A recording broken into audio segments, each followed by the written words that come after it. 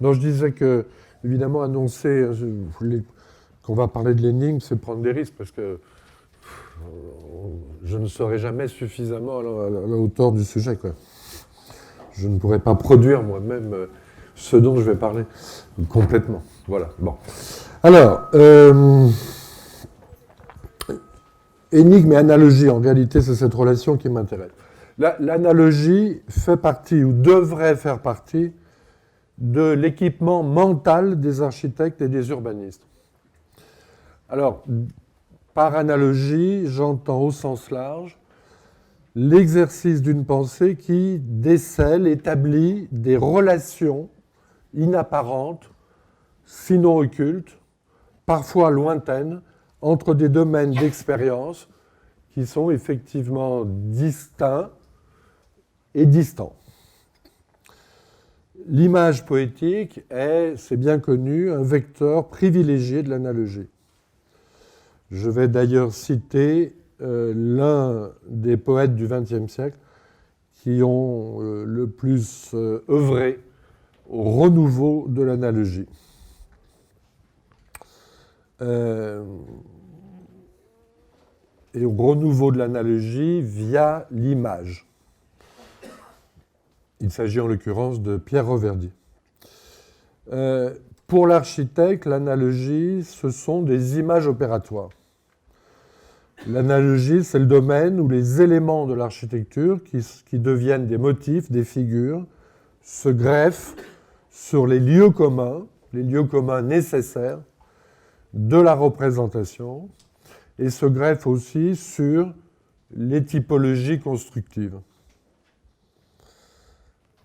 Évidemment, le phénomène concerne l'histoire croisée des arts et des techniques, mais je ne pourrais qu'y faire allusion.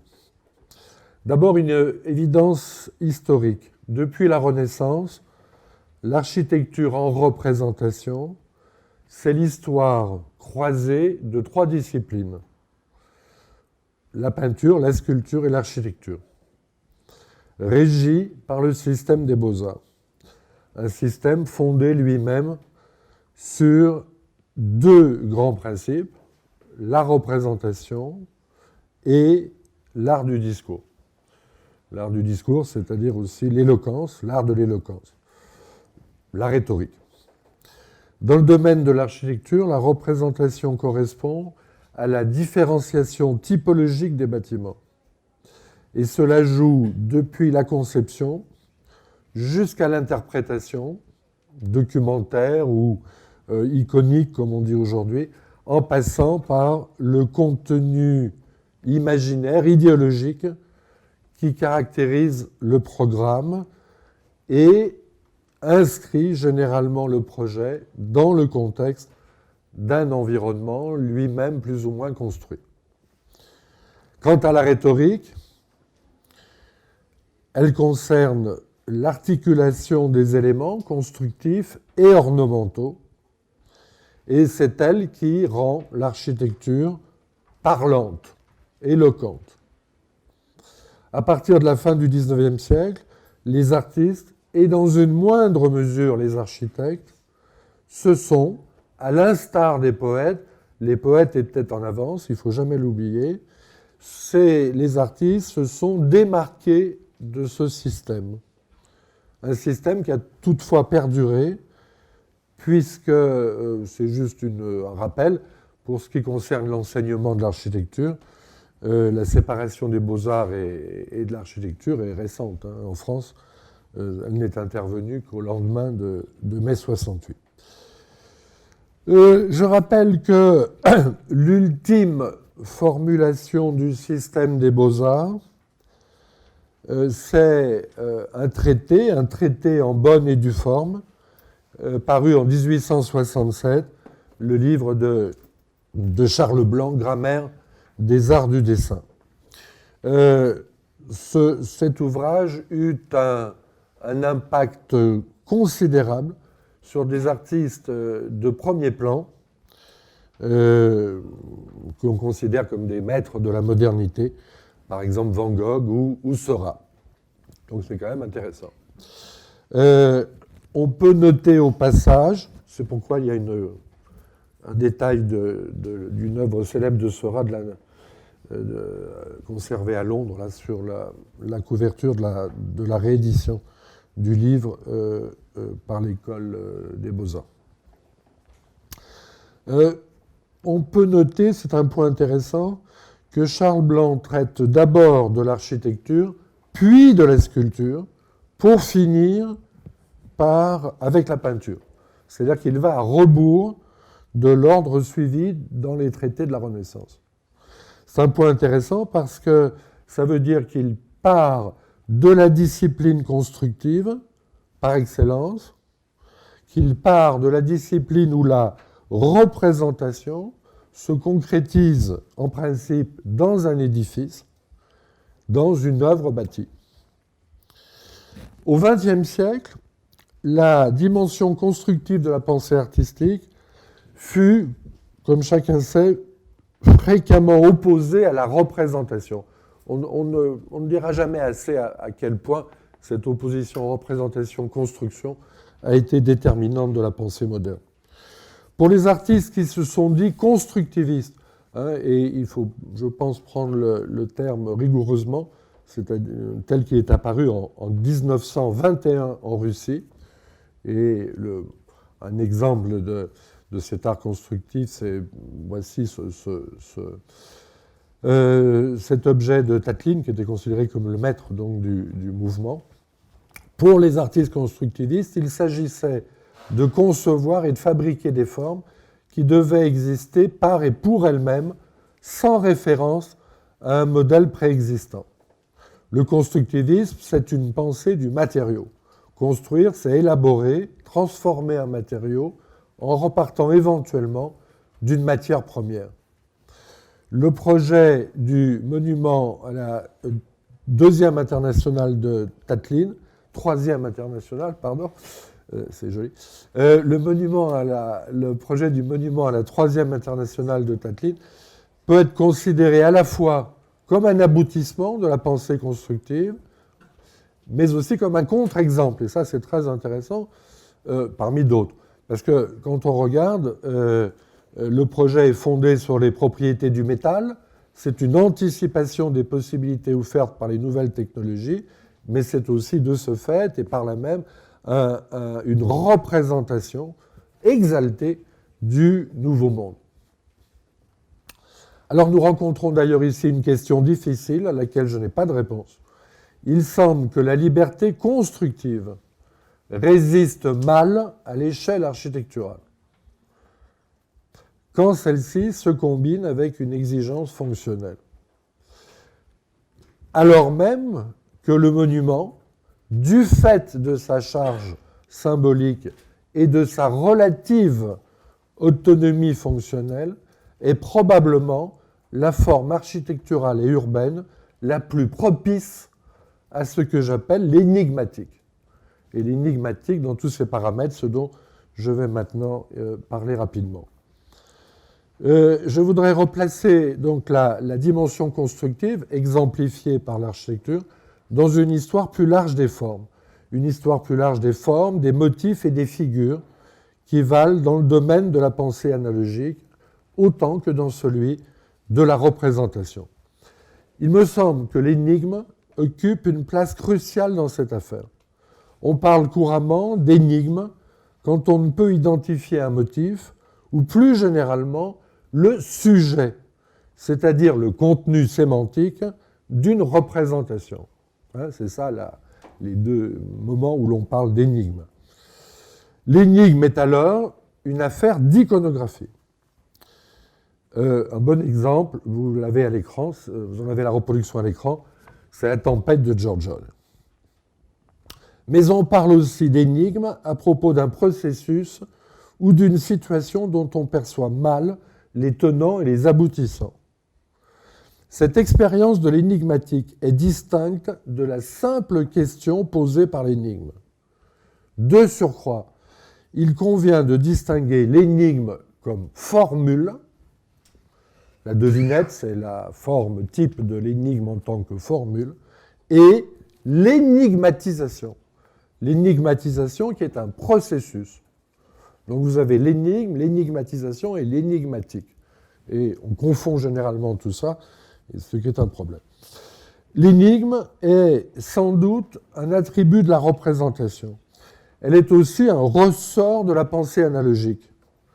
Comme l'art moderne, la théorie et la pratique de l'architecture ont participé à un vaste débat entre l'analogie poétique et la représentation mimétique. Tout à l'heure, je vous disais représentation-construction. Maintenant, je dis un peu autre chose. Je dis représentation-analogie poétique.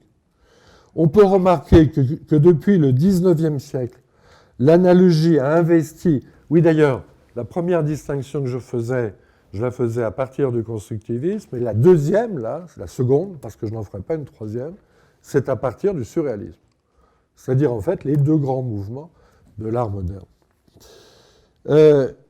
On peut remarquer que depuis le XIXe siècle, l'analogie a investi le domaine de la vue topographique, ce que l'on appelle la veduta, et de l'imagerie monumentale.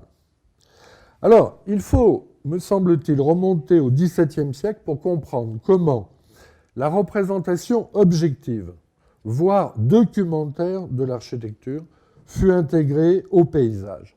Et cela avec l'invention du paysage urbain. Vous remarquez que depuis lors, on ne peut plus parler de représentation de l'architecture sans penser au contexte environnant. On peut oublier le paysage, on peut oublier le contexte, fuck the context, ou considérer qu'un édifice constitue son propre contexte, mais cela procède d'un choix.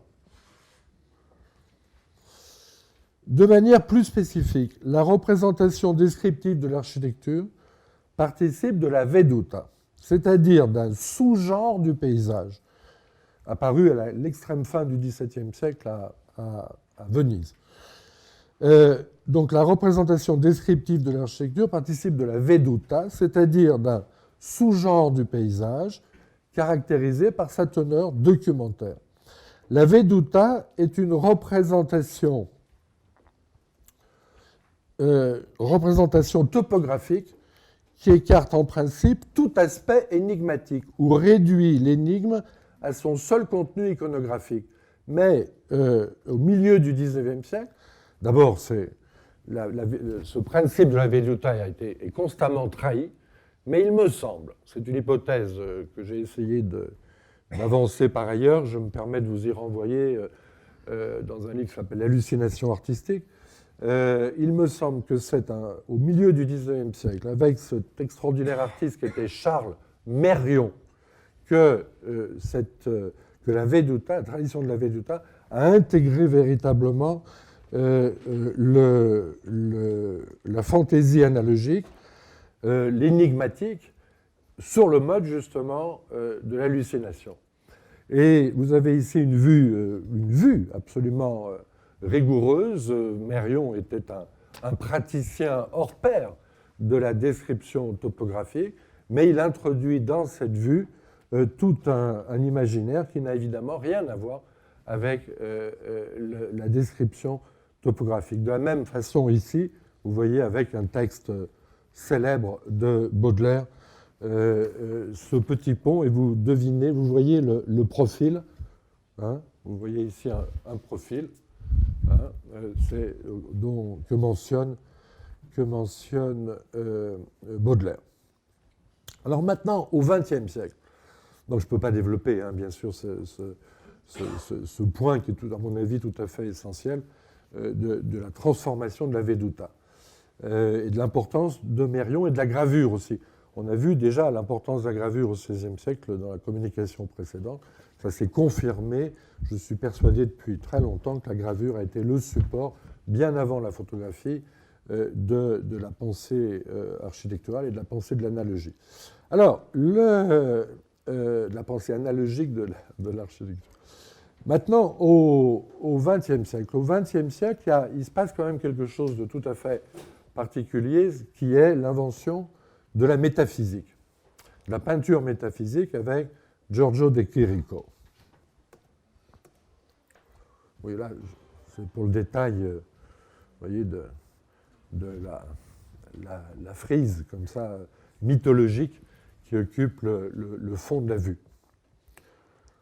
Donc, Giorgio de Chirico, c'est avec lui vraiment que la notion d'énigme est formulée. Hein. Les deux artistes qui ont réinventé l'énigme au XXe siècle, c'est très clair. Là, je veux dire, je crois qu'on a des points d'appui très sûrs. C'est De Chirico et Marcel Duchamp. Alors, De Chirico, qui met en avant l'idée d'énigme, mais qui est aussi le peintre qui transforme largement la représentation urbaine, la représentation de la ville donnée dans l'espace pictural. De Chirico a systématiquement, et c'est là aussi que ma distinction énigme-énigmatisation est importante, il met systématiquement en avant l'idée d'énigme, mais il a aussi systématiquement énigmatisé la représentation. Et quand il vivait à Paris, au début des années 1910, il écrit ceci. C'est un très beau texte qu'il écrit en français d'ailleurs. Se représenter tout dans le monde comme des énigmes. Non seulement les grandes questions qu'on s'est toujours posées, pourquoi le monde a-t-il été créé, pourquoi nous naissons, nous vivons et nous mourons, car peut-être après coup, comme je l'ai déjà dit, il n'y a aucune raison en cela. Mais comprendre l'énigme de certaines choses qui sont considérées en général comme insignifiantes. Vivre dans le monde comme dans un immense musée d'étrangeté, plein de jouets curieux, bariolés, qui changent d'aspect, que quelquefois, comme des petits enfants, nous cassons pour voir comment ils étaient faits dedans, et déçus, nous nous apercevons qu'ils étaient vides. Le lien invisible qui unit le peuple avec ses créations. Ainsi, pourquoi les maisons en France ont-elles une architecture et non telle autre? On a beau citer l'histoire, les raisons qui ont contribué à ceci et à cela, on décrit, mais on n'explique rien, pour l'éternelle raison qu'il n'y a rien à expliquer, et pourtant, l'énigme reste toujours. Donc, formidable texte, écrit en français, hein, d'où certaines maladresses, mais qui améliore finalement, enfin qui donne un cachet supplémentaire au texte. De Chirico s'attache ensuite, et ça, vous allez voir, très singulier, s'attache ensuite à un détail, un élément caractéristique à ses yeux de l'architecture parisienne. Ces lucarnes sur les toits des maisons de Paris me font toujours une étrange impression. Moi, je crois qu'il y a une force inconnue qui a poussé les architectes à faire ces lucarnes, à les sentir. Formidable. Vous voyez, l'élément lucarne est devenu le vecteur de l'énigmatisation du paysage architectural parisien. Lucarne désigne un élément typologique, évidemment, un motif vernaculaire qui lie la fonction et l'ornement. Il me semble que Rem Koolhaas, dans son inventaire des éléments de l'architecture, n'a pas pris en compte très sérieusement la lucarne comme variante et alternative de la fenêtre. Il a pris en compte la fenêtre, puis il a rassemblé plein de fenêtres. L'élément architectural peut sembler d'autant plus étrange à De Chirico que le mot ne dérive pas du latin, mais des langues nordiques. Il dérive du vieux francisque allemand et néerlandais, et que d'autre part, l'orthographe fut latinisée tardivement par ressemblance avec le mot latin lucerna, la lampe. Lucarne est aussi ce que j'appelle, dans mon jargon, un mot-image, qui correspond à un imaginaire de la bohème littéraire et artistique. La lucarne, ça correspond aux chambres dans les combles, hein, et donc un lieu caractéristique de la bohème. On le retrouve, ce mot-image, on le retrouve dans les poèmes de Pierre Reverdy, que je mentionnais au départ, en particulier le très beau recueil de 1916, La lucarne ovale. C'est le titre même du recueil. Ce recueil comprend une suite de variations sur l'ambiguïté du sentiment d'appartenance et d'étrangeté éprouvé par celui qui évolue entre ciel et terre. Entre ciel et terre, c'est-à-dire, au fond, entre deux abîmes. Et ça, c'est le premier poème. Vous voyez qu'il s'agit d'une poésie extrêmement resserrée, extrêmement imagée, comme ça, et qui tente à reconstituer sur la page, à imiter sur la page l'objet décrit. De Chirico, donc, a transformé un élément fonctionnel de l'habitat vernaculaire en un motif énigmatique. Et il l'a fait en écho à la poésie et la culture poétique et artistique de l'époque. Cette transformation ouvre l'espace de la représentation mimétique aux correspondances analogiques. Autre tableau de Chirico, l'énigme d'un après-midi d'automne. C'est le deuxième de la série des tableaux de Chirico à énigme, peint dans l'automne-hiver 1909. Ce tableau est célèbre aussi, mais je le lis quand même, le récit qu'il a donné de sa genèse, 3 ans plus tard. Par un clair après-midi d'automne, j'étais assis sur un banc au milieu de la piazza Santa Croce à Florence. Certes, ce n'était pas la première fois que je voyais cette place. J'avais un peu surmonté une maladie intestinale et me trouvais dans un état de sensibilité presque morbide. La nature entière, jusqu'au marbre des édifices et des fontaines, me semblait en convalescence. Au milieu de la place s'élève une statue représentant le Dante, drapé dans un long manteau, serrant son œuvre contre son corps, inclinant vers le sol sa tête pensive couronnée de lauriers. La statue est en marbre blanc, mais le temps lui a donné une teinte grise, très agréable à la vue. Le soleil automnal, tiède et sans amour, éclairait la statue ainsi que la façade du temple. J'eus alors l'impression étrange que je voyais toutes les choses pour la première fois. Et la composition de mon tableau me vint à l'esprit. Et chaque fois que je regarde cette peinture, je revis ce moment. Le moment, pourtant, est une énigme pour moi, car il est inexplicable. J'aime appeler aussi l'œuvre qui en résulte une énigme.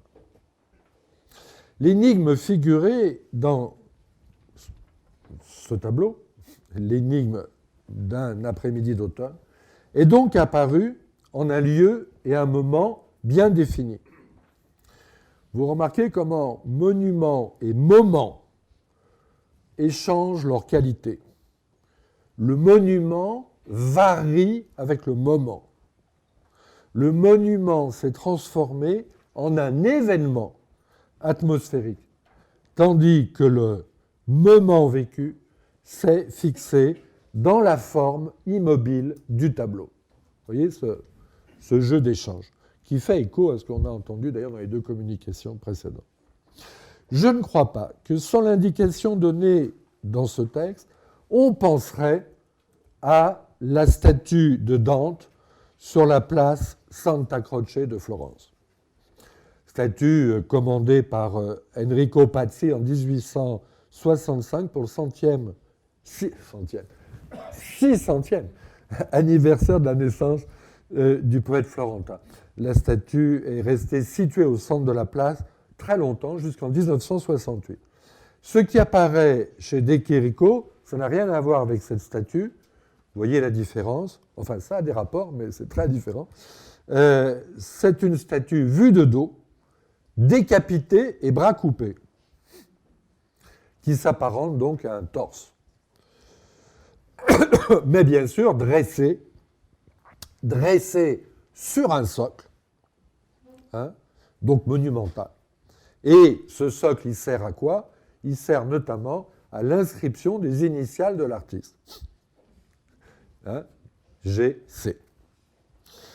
Dans l'histoire de l'architecture récente, la peinture métaphysique de Giorgio de Cherico est associée à l'interprétation qu'en a donnée Aldo Rossi, disparu, vous le savez, en 1997. Mais Rossi s'est surtout intéressé à l'œuvre d'un autre peintre italien, Mario Sironi. Mario Sironi, qui est un excellent peintre, malheureusement un peu compromis avec le fascisme. Rétrospectivement, l'œuvre de Rossi apparaît comme l'exemple type d'une spéculation sur l'architecture en représentation. Ces bâtiments manquent généralement de consistance et il me semble que le talent indéniable du dessinateur a été un peu surestimé. En revanche, le théoricien a renouvelé la pensée du monument. Je crois que c'est incontestable et il a eu, comme chacun sait, une influence considérable dans le développement de l'architecture. Tout à l'heure, on mentionnait l'agence Herzog et de Meuron. Son chef-d'œuvre, le cimetière de San Cataldo à Modène, a donné lieu à des images mémorables. Donc voici un exemple. Mais c'est évidemment un autre monument flottant, éphémère, le Théâtre du Monde de Venise, qui constitue un des moments les plus purs de l'architecture en représentation. Autour de 1980, quand sa réputation était à son zénith, Rossi a inspiré également de nombreux artistes. Je connais assez peu d'architectes qui aient inspiré autant d'artistes.